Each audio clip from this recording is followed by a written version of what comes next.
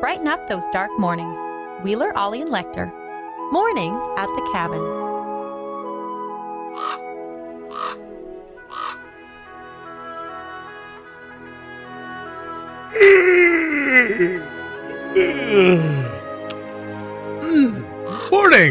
Mornings at the Cabin. Wheeler, Ollie, and Lekter. Well, just Wheeler right now. Ollie is on assignment, and Lekter is trudging his way on the street in order to get to work. He will be here in a couple of minutes. Good morning. Welcome to Mornings at the Cabin. It is Wednesday morning, which means it's hump day for most of you and sort of non-middle of the week for some of us as well. Plenty to talk about this morning. We got the Dealo or No Dealo winner. Plenty of entrants once again. Thank you very much. And thank you very much to Rasmus Apparel for putting up a wonderful prize again. This time it was a beautiful North mug. Can't wait to give that out. We'll give that out a little bit later on in the show. Also, we'll talk a little bit midterm elections. The Democrats, I know it's the U.S. elections, whatever, but the Democrats took the House of Representatives, which means everything's going to be fine now, right? Isn't that what that means? I'm pretty sure that's what that means. But some pretty history-making things going on in the States actually right now. So that's going to be something to talk about. And well, just the morning. We'll see what happens. We kind of go off the cuff here on the morning show. Sometimes we plan things. Sometimes we don't. Sometimes it works. Most of the times it doesn't. It's fine. We try to keep it as entertaining and as loose as possible around here. Hope you're having a wonderful morning so far. It's dark. It's minus 13. And at least it didn't snow. It's a little warmer than it was yesterday. Winter is here. Let's all just deal with it. Stop screaming at me on the street.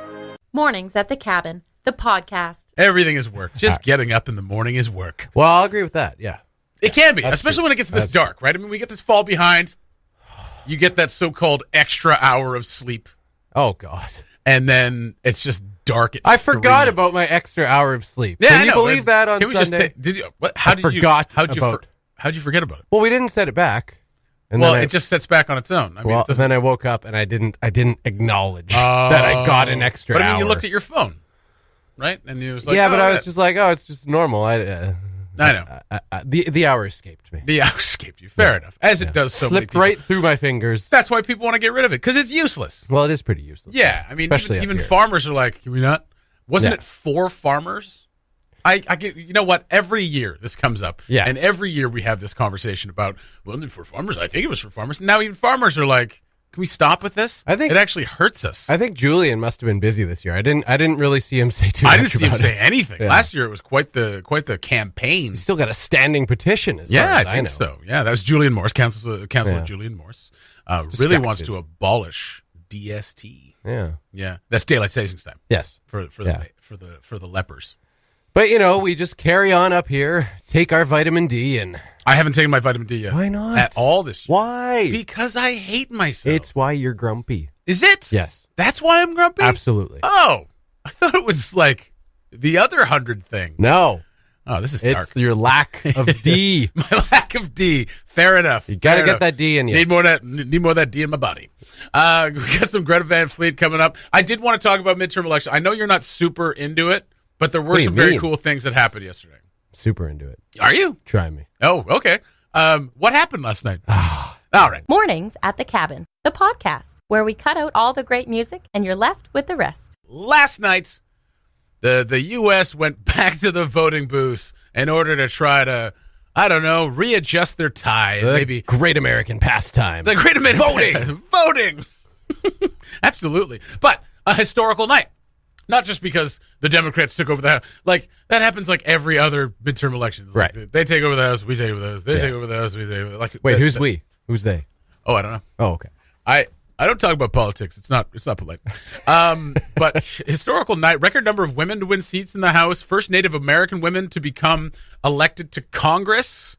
Democrats Sharice Davids and Deb Haaland becoming members of Congress. Wow. First Muslim women to become members of Congress. First openly gay man elected governor in Colorado. Wow. First female senator in Tennessee. First female senator from Arizona. Texas sends its first Hispanic woman to Congress. So some big firsts, a lot more diversity, a lot more representation from women. Yeah. So that's very cool. And then Well, I mean, they're calling it a historic victory in the midterm elections. It's like, yeah, every 4 years there's an historic victory by one side or the other. But I guess it's heartening, I guess, because now they have control of that, so now they can kind of balance out what we're kind of seeing from the Trump administration and stuff like that, depending on what side of the coin you kind of fall on. I'm not sure how you fall on one side of the coin. I don't know. I don't really well, coins are very, very tiny. They're very tiny. Yeah, there's not a lot of room to fall on one side really or the other. To fall on one side. I'm kind of on the fence about this whole thing. On top of the coin. Yeah, I mean, children in cages. I'm kind of on the fence. But it's interesting. Yeah, it's almost as though people are getting tired of middle-aged white men governing their politics. Now, Scott, I don't want to call you a racist, but no, but you no. won't I think that's absolutely the case, especially in the States. So and that's what we representation from all corners. What kind of thing would that seems? That's a wild world we're entering. A representative government. Let me tell you, nutty. So yeah, a big night there. Some heartening results. The Republicans kept the Senate, whatever, but the Democrats took over the House of Representatives, which is something. Right. So what does this mean for Russia? Well, it means that Russia's interference with the election, I guess they picked the Democrats this time. Okay. Yeah, they spent a full $12 million. You got to even it out, right? $12 million interfering with this election, apparently. But it seems that people are getting a little bit more savvy to fake news, and I think part of that is not only being maybe a bit more inquisitive, but also having people call them out on their nonsense. Like when people share nonsense, call them out on it. Like the president at a press conference. Yeah, like when the president lies repeatedly, call them out on it. But I mean, I'm talking about like anything. I'm just talking about politics stuff. Like when people share anti-vaccine stuff, just kind of go, well, here's the thing about that. You're wrong, and here's all the facts that justify that. Right. Or just anytime people share kind of like nonsense like that. Well, and just something that is too oversimplified. Yes. And I mean, it's been whatever, I guess 2 years. We're 2 years removed from Donald Trump being elected to office. I guess exactly 2 years. Exactly 2 years. No, it was November 8th, 2016. Right. No, on November 8th? Yeah. And leading up to that election, I mean, fake news really became a sudden like mainstream buzzword rally cry. And you just saw it, just splashed across anything that people just happen to disagree with. Yeah. Which you still see, from time to time, depending on what comment sections you want to subject yourself to. I don't think you should subject yourself to any. In general, no, you should not. But I tend to subject myself to a lot. Yeah, we all read more comment sections than we should. Yes. No doubt about that.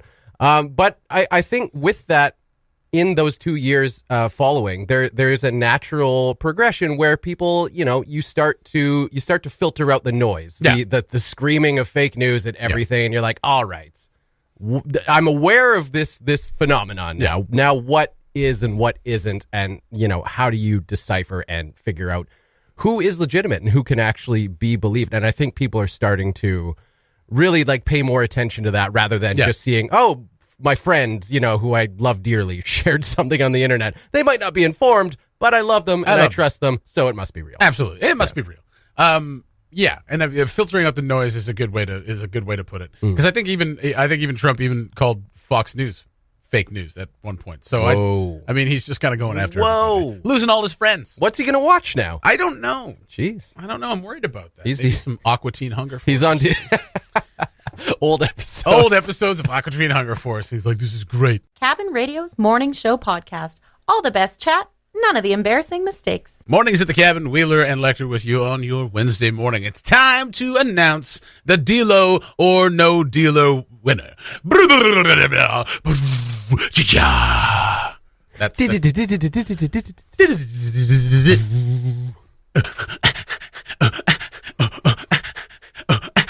All right. I think that's the winner. That's pretty good. Yeah. Right there. That's good. The winner. Okay, so this is how it works. We do Dealo or No Dealo every week, and you had to identify whether the picture of Ollie and I was in Dealo or not. And in the comment section, you write Dealo or No Dealo. It's too late to enter now. Do not go to the Facebook page and enter. We had 59 entrants.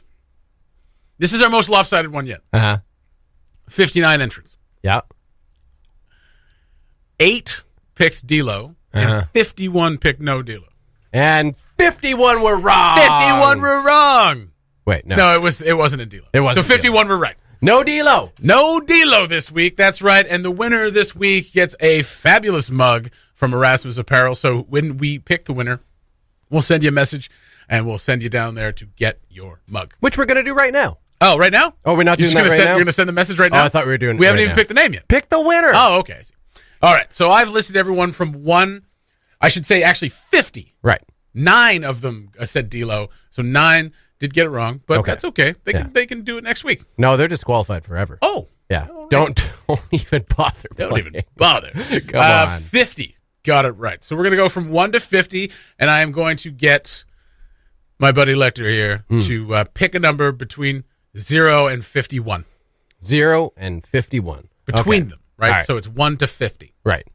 Well, I'll follow on my neutral bias and go with number 25. Number 25. 25, right on the fence. Really not. But, okay, number 25, Naomi Grand Jam. Hey! You win D-Lo or no D-Lo for this week. Naomi, you win yourself a wonderful mug from Erasmus Apparel. So we will get in touch with you, and we'll get in touch with Erasmus Apparel to let them know that you are coming down at some point today or sometime in the near future to pick up that mug. D-Lo or no deal, brought to you by Erasmus Apparel, EA all day.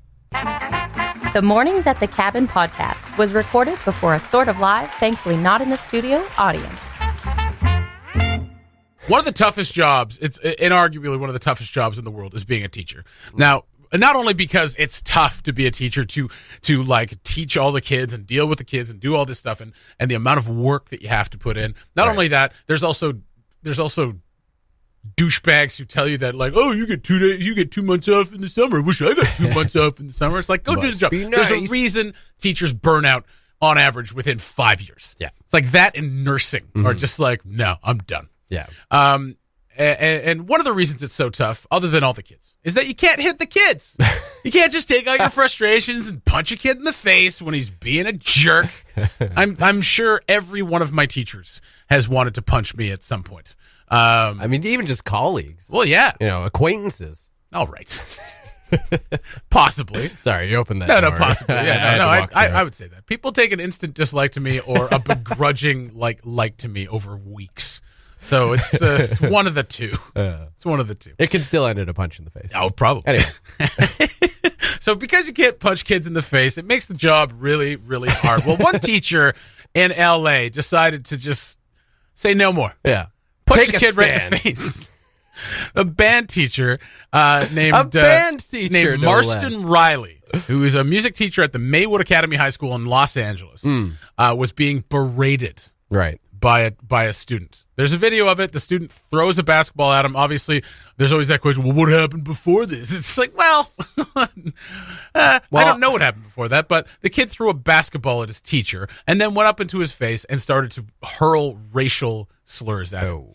Now, in the video, they blank him out, but I'm guessing, since Marston Riley is an African-American, I'm guessing that it was Yeah. the big one. We can make an educated guess. I as to think we what you can. Said. I think we can as to what this boy was saying. Right. And Marston kind of looks at, he just has this look on his face where he's talking to the class, and then you see the kid just like yelling at him, chirping at him hard, and he just kind of looks at him. You can tell when he says the word because he just looks at him and his face just drops. And he's like, really? Right. Really? We're doing this right here? You're going to do this right now? Takes off his glasses Oh, boy. and just starts throwing punches. Oh. The kid, to the kid's credit, starts fighting back. But Wow. Marston's like 64. Kind of got it by that point. Yeah, he's got old man strength. Yeah, well, He yeah. probably just could have crushed his head like True. a melon. And his glasses were off, so he had nothing Right. to worry about. Nothing to worry about. So he got a few good licks and then took his phone and started beating the kid over the head with it. Now, I don't advocate for violence. No. Obviously, I don't advocate that a teacher should do that. I'm just No. saying it's been done. Wow. And the best part about this story is that Marston has obviously lost his job, Right. or at least he's been on suspension. Mm-hmm. But he was the student was treated for minor injuries, it says, and Riley was released on bond after being arrested for on suspicion of child abuse. Suspicion. There's a video of it, but I mean, maybe the suspicion part is that like, well, I mean, it would be child abuse if the child wasn't such a total jerk, Right. a total d-bag. But the community set up a GoFundMe for him. Their goal was 50 grand. Right. They made 100. Wow. Made $100,000 for a teacher who punched a kid. Just goes to show that context really is everything. Really matters. Not that we condone physical violence. Not at all. Certainly against children in any way, shape, or form. Yeah. But context really makes a difference. Let this be a lesson to the kids out there.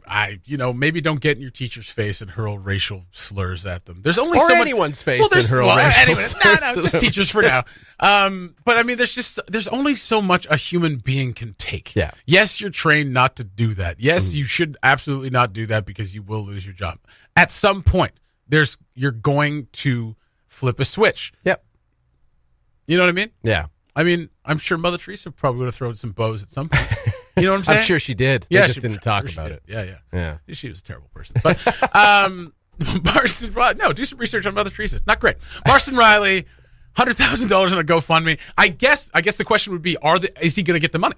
Because if he's going to get charged with child abuse, I think GoFundMe's like, no, you're not allowed to do that. I don't think you're allowed really? I don't think you're allowed to be charged with a crime and still get that GoFundMe cash. I don't know, but I don't think that's the case. Now, if it was a fund for like his legal expenses, then maybe, and maybe that's what it is. It doesn't really say here. It just says it's for him. We call that the Gerald Stanley clause. The Gerald Stanley clause?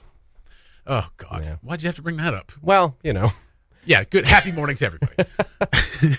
So to all you teachers out there, just remember, we don't advocate for violence. You should never hit a child. We're just saying it's an option.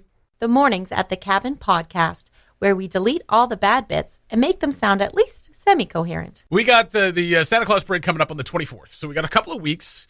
The theme this year is Christmas treats. Now, we will not have a float in the parade, but we will be streaming it just like we did last year, walking in and through all the floats, trying to talk to as many people as we can. It's such a fun time, and we're looking forward to a really great parade this year.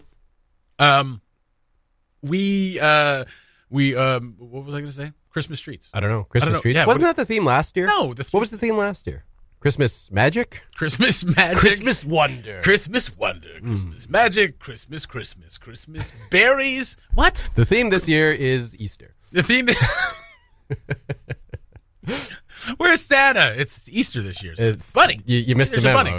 It's Easter. I will say over at Aurora Ford, my other job, we do have a wonderful idea for it. I'm not going to tell you what it is. For your float? Yeah. Oh. It's going to be great. All right. Oh, yeah. All right. So we are looking forward very much to that. So if you can't make it down to the Santa Claus parade, on that night, though, it's always freezing. Yeah. It's never warm on those nights. Yeah. But if you can't make it down, we will be live streaming it on the Facebook page. We look very much forward to that. Oh, my English today is terrible.